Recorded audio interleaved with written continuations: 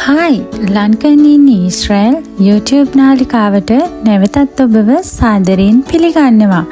අද මම ඔබත් සමග කතා කරන්නේ ඊශ්‍රායල් ඉදිකිරීම් අංශයේ රැකියා වැඩපිළිවෙල විදේශ සේවා නියුක්ති කාර්යාංශය හරහා ක්‍රියාත්මක වන්නේ කොහොමද කියලා.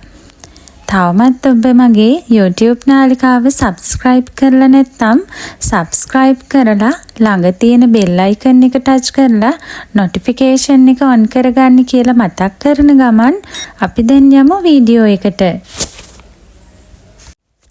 ඔබ ඊශ්‍රායලයේ ඉදිකිරීම් අංශයේ රැකියාවක් බලාපොරොත්තු වෙන සිටිනවා නම් ඔබ මුලින්ම කළ යුත්තේ විදේශ සේවා නියුක්ති කාර්යාංශයේ www.slbfe.lk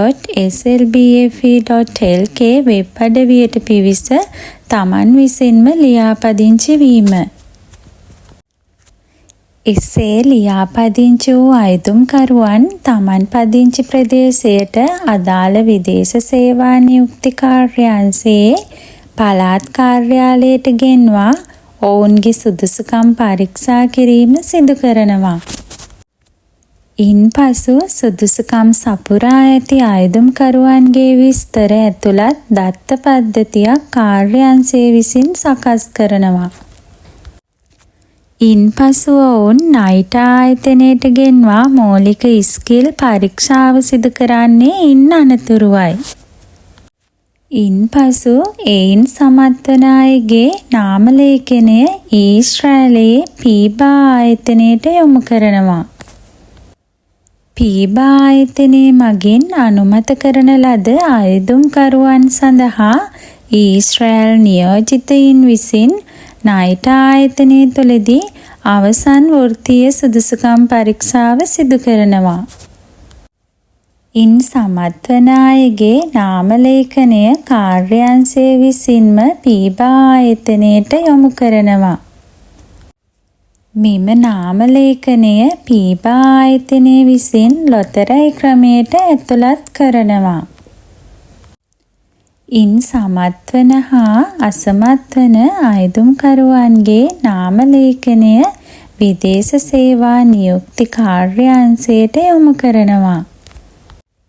සමත් වූ පිරිසගේ පොලිස් නිෂ්කාශන වාර්තා වෛද්‍ය වාර්තා ඇතුළු අවශ්‍ය ලියකියවිලි ලබාගෙන වෙනම ලිපිගොනු පවත්වා ගැනීම කාර්යාංශය විසින් සිදු කරනවා. පසුව සියලුම ලිපිගොනු සම්පූර්ණ වූ අයගේ නාම ලේඛනය පීබා ආයතනයට යොමු කරනවා. ඉන්පසු එම පිරිසට තම රැකියා ගිවිසුම් ලැබෙන්නේ මෙන්න මේ ක්‍රියාවලියෙන් පසුවයි.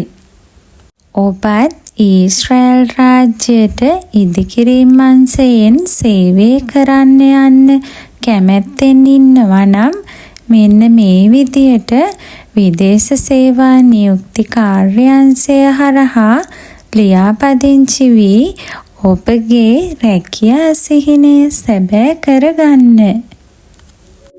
මම හිතනවා මේ වීඩියෝ එක ඔබට ප්‍රයෝජනවත් වුණා කියලා.